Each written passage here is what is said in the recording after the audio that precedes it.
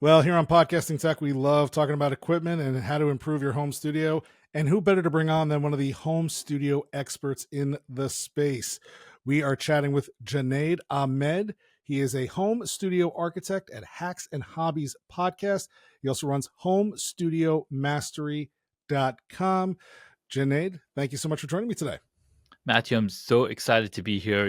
I'm talking about tech like day and night inside my head to people. And, what better way to talk about it than here on Podcasting Tech?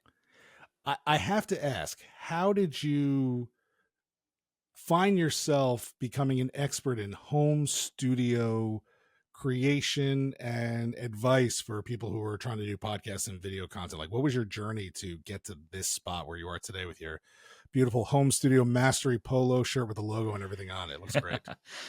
Well, it all started when I was a young child at like probably 11, 12 years old, and my uncle gave me a film camera. And I was like fascinated, like, oh my God, I get to have my own camera. And since that day, back in '89, I've been taking photos and been fascinated by the technology that photography and comes through. Fast forward, we're in the era of smartphones, cameras, like they're everywhere. So not only was I taking photos on film cameras and film videos cassettes where you had to actually put VHS tapes in there or 8 millimeter tapes, I've been recording video that far away. Now in the past 15 years, I was awarded or I was given as a gift for my anniversary, my wife got me a DSLR camera. And I'm like, oh my God, this is the real deal. This has everything, larger sensor. So I took my time and I studied over 15 different courses on understanding the tech behind camera, framing, composing, the lenses, the sensor, like what do all of these terms mean? And as I learned all of this stuff, how to use these cameras for video interviews, for shooting video, like putting all of that together, I got more acclimated. Now, as the pandemic hit, I had already been shooting short films, short videos, interviews with people for other people, being behind the camera. But as the pandemic hit, we were all, in our home offices working in front of a little webcam. And as I continued to, do my work and learn about technology, I had stuff sitting around, and I see Pat Flynn do these live streams every single day on YouTube. I'm like, whoa, dude, what's going on? Why is this so clean? Why is this so sharp? And he shares a blog post on all the tech that he was using in it. And as I read that blog post, I was like, wait, I have all of the gear that he's talking about. Like, what? So I started putting this stuff together, and as people saw me on video on these Zoom calls, they kept asking me, dude, your video quality just went from a webcam to this highest quality like we'd never seen before. Like, what's going on? So I was like, well, I'm using this camera, I'm using this, I'm using these lights, blah blah blah. I started telling people what I was using, and so they're like, dude, would you consult me? Would you help me? So that integrated into, it's like, okay, I'm gonna do this now. I'm gonna help people set up their studios. So for the past 3 years, I've been helping people set up their podcast spaces because we're still working from home. You could be an entrepreneur, you could be a podcast guest, podcast host, you could be a virtual speaker. We're all are confined in our homes, and we have the ability to now level up and add the proper gear in this space so that we look and shine on camera. Because again, first impressions matter, right? This is our first impression in a lot of different places. I'm part of these amazing group, Connected Leaders Academy. They have these weekly calls, and I can see people's videos and like, oh, you need some help. You need some help. Or they have these virtual events uh, every quarter where they're creating a piece of content. They're creating a speaker reel, or they're creating a talk that is now going to be evergreen, right? So your content is going to live on forever. And as I have guests on my own podcast being interviewed, interviewing over 300, 400 guests on the podcast, I'm like telling them, dude, you're creating this content to elevate your own brand. So that's what basically the journey looks like. And that's what inspired me to, make it a formality and put this together. And as you've probably seen, I wrote the book on 7 stages of home studio evolution because not everybody's going to go and be like, hey, I want to go be a broadcast master. There, every single one of us are at a different stage of our studio setup. Maybe you start with a smartphone, maybe with a nice microphone, and that gets you to the hobbyist stage. So I have different stages that say, hey, here's what's going on, and here's how far you can go. Yeah, it's true. I mean, you will have folks who see that Pat Flynn post and go out and buy all that stuff, spend a few $1,000s, only to find out that, their podcast strategy isn't all that, fruitful. They don't enjoy doing it. They don't have the time for it. And, having spent all that money or they're not performing, the frustration is just that much higher. And so, it's always better to start smaller, right? Like, you can always evolve. Your audience is going to enjoy seeing your quality get better, your studio look nicer, your picture get crisper, your lighting be better. So I like that it's not just everybody needs to sound like they're on NPR, right? No, like there's a step and a stage for where everybody has to be. What would you say is the thing that most podcasters get wrong with their home studio? Like, what's that one spot that 9 times out of 10, somebody who hasn't looked at your stuff or, Yeah. following all the other advice, like, what are they going to get wrong? So the first thing they're going to get that wrong is the lighting element, I knew it. because if people Knew can't it. see you, well, guess what? They're not going to connect with you. And the second thing is the most important investment in any podcasting journey. You might be a guest, you might be a host. You want to get a good microphone so people can actually hear you. We communicate with language, with speaking. So if they can hear you properly, guess what? Your messaging is getting across, and they might stay a little longer to hear that story, to hear what you're going to talk about, to hear what you have to say. And then they might live with bad audio later on. But that first impression, good lighting, good audio, is super, super important. And the third thing that I always mention, and even if you don't focus on the first two things, make sure that you're framed in properly in the shot. If we've seen television, news agencies and whatnot, they have the shot set up where your face is towards the top of the frame, and then you can see the rest of the body, or the bust or whatever.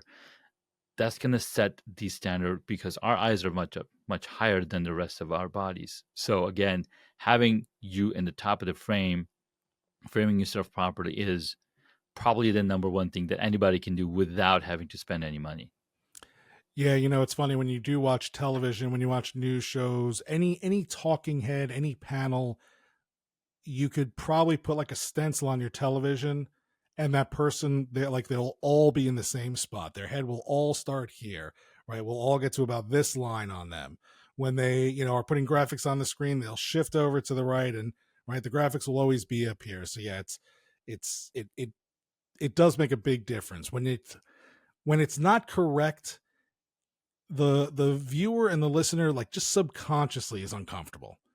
They don't know why, but it's not right. And I am 1,000% guilty of this, especially now with this new setup that I'm working with, trying to get my framing right and shifting. So, uh, you know, so look at Junaid's setup, not mine. While you're watching this video, it's looking very clean. It's looking very nice. With lighting, why is that so difficult? What is it that we tend to either we're not thinking about or we're overthinking that messes us up? So here in the US, we are used to using soft white light. Now, this is yellowish in color. It's really good on your eyes, and it keeps you, in a much more mellow mode, right? So it's great for home. And so throughout our homes, we have much yellower lighting. And because of that, we tend to, fall victim of this by using those same lights in our studio spaces. Now, there's nothing wrong with these lights, but the thing is, these lights are designed for ambient look, ambiance, and more for you just hanging out. But when you're in studio, you want to use lighting that's designed for studio, and the light coloring for that is mainly similar to what you would get from the outside, the daylight lighting, right? So it's cooler in color, and you can actually tell the difference of what kind of light is coming in as you turn on the lights in your room, and as you have light coming from the outside, you'll see two different tones of white. So one is bluer, one is yellower. So you want to make sure that you have the bluer lighting set up in your space, because that's going to help make you stand out the more in more accurate ways, how you show up on camera. It's so interesting you mentioned that. We moved into a new house a few years ago, and you're doing all these things, and one of the first things I had to do was I had to go through and change a bunch of light bulbs. And you look at the branding in the GE box, and it's like, oh, this is refreshing, this is revealing, and they all look super nice. And then you put it in, and you realize it's wrong. It's just wrong. And my wife was like, nope, got to go back and find the other ones. And yes, having that softer light just changes the way the house looks. It just feels warmer, more comfortable. And with your video content, you want to go for that more professional look, that better look. So once again, for anybody who is curious, or anybody who has thinking about doing podcasting, thinking about revamping their home studio, what's the process like for working with you? So the number one thing, I have a 4-point assessment on my website, homestudiomastery.com. Click on the booking link or click on the 4-point assessment. The first thing that I ask you is, hey, where are you going to be recording your videos? So ask, home, the dimensions of your room. So we're doing analysis of your room to understand, hey, what your room looks like. And, I ask for some photos. And then once I have that information, then I can give you a better idea of what it's like, or what you can do to level up your space and build out that space. So the way people work with me, either they're, you're reading the book, 7 Stages of Home Studio Evolution, going through the 5-day challenge that I've put together, which helps you, teach you all of these 5 things. I also have a 8-week course that again goes in deeper. But if you don't want any of that, you want to work with me, then we go through the 4-point studio inspection assessment, and then we figure out, hey, which way do you want to work, and give you a list of gear. There's a few downloadables as well. I have provided that can, you're, as somebody who's thinking about a studio, or somebody who's already creating content, it's already on top of your mind. Okay, I need to do this. I need to do this. So you're already in that buyer's journey of, okay, I'm thinking about this. I'm thinking about this. So the things that I offer, are in line with where you might be on the journey, and it might get you closer to getting better at putting those things together. Nice. So once again, it's Junaid Ahmed at homestudiomastery.com, or you can check out the Hacks and Hobbies podcast through and hacksandhobbies.com. As you mentioned, there's also the book, 7 Stages of Home Studio Evolution. We'll have links to all of those in the show notes, so you can easily find and click through and engage with Junaid if you need a better home studio. So before we let you go, we do have a couple of questions that we like to ask everybody who comes on the show. And I'm excited to get the second question answered, but the first one is always, is there a place within podcasting, listening, creation, distribute, whatever, it's like, is there something you'd like to see improve just in the podcasting industry in general right now? Podcasting have come a long way, and it's an evolution. And if we can look at the past 4 years, uh, podcasting has blown up, because it's number one, it's been around for 19 plus years. In the past 4 years, it's grown exponentially to almost 5 million podcasts at one time. And what's amazing is that what I'd love to see is more people jumping in to create a podcast, because not only is it a personal development thing, When I was going to English class, English competition, my teacher told me, "You gotta free write." I'm like, "What is free writing?" He's like, "Just write." I'm like, "But I don't know what to write about." I'm like, "Just write. Just get things out of your mind. Just get things out of your head, and put it on paper." And that's what podcasting has done for me. I started documenting my journey. It made me a better person because not only am I learning from the people around me, but I'm also clearing my head of all the blocks that it might have. So, anybody starting podcasting is a good place because you're growing yourself and you're helping develop your mental ability as well. I've never heard of or thought of podcasting like that. It's an opportunity to clear your head. And I'm gonna really sit on that and think about that, and I think that's gonna help me a lot in some of the other things that I'm working on. So I appreciate that answer. This one is probably going to be a tough one to stay concise on, but is there a piece of technology out there, whether it's out there and you just haven't bought it yet, or somebody hasn't created it yet, that you would like to see or you'd like to get your hands on? You know, that's a really good question because for the past few years, as I've been running my own podcast and trained my producer to do all the things that I don't want to do, there's always technology that can speed up that process. And I'm looking to build that technology myself to not only help you in the pre-production process, but also in the post-production process, because production is where you come in and we're having this conversation. So this is production. This is the shortest amount of time you're going to spend in podcasting. This The is the easy part. smallest, the least, right? 15 to 20 minutes, 30 minutes is all you're going to spend in the production phase. And it's true for literally everything. Film, TV, like post production and pre production is where it takes the most time. So podcasting is in the same boat. Now, depending on how higher a quality you want that podcast to have, you're going to have to spend that much more mind energy in the beginning of it. And once you have those things figured out, you could then spend more time in spending, doing the production where you can now batch produce 10 episodes. You spend 50 minutes to 4 hours. Now you've recorded 10 episodes, and because the system is so streamlined, you can spend more time in then post production. So the technology that I'm looking for is that helps me create that workflow that automatically tells me, okay, here's the next step that we need to do. Here's the next step that you need to do. Here's the next step that your guest needs to do. Here's right. So it's basically taking you along the journey. Now, Podmatch has recently added uh, something called workflows that kind of walks you through step by step of which stage of the podcast episode you're in or which stage of the post production you're in. So it kind of helps you. But if it was more automated, that's something that I want to build and enable more and more podcasters to jump in and utilize that utility because it's going to help them create a more higher quality podcast.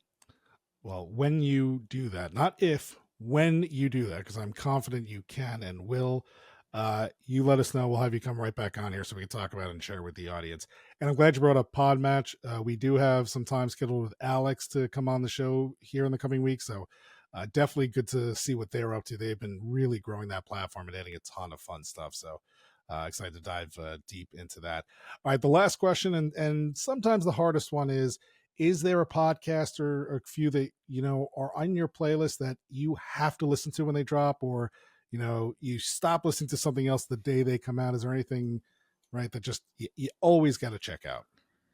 You know, I'm one of the, and you're right. This is a very hard question because I don't listen to that many podcasts, but the one that I do pay attention to is one by Tim Ferriss because he's not only does he have the depth of understanding around a lot of different things, but he also brings in some really cool guests that are in uh, the tech space, the entrepreneurship space, the space that is around personal development. And being somebody who's a huge uh, proponent behind personal development, I love listening to his stuff. All right, Tim Ferriss, yeah, he's been around a while. He does it as well or better than anybody else in the space. So that's definitely a great suggestion and one that we would encourage people to check out. And once again, while we have you, please go and check out hacksandhobbies.com, homestudiomastery.com. Look for the 7 stages of home studio evolution where you buy books. Junaid, Ahmed, thank you so much for joining us. And as I'm sure you're not surprised to hear, looking great. Matthew, thank you so much for this opportunity.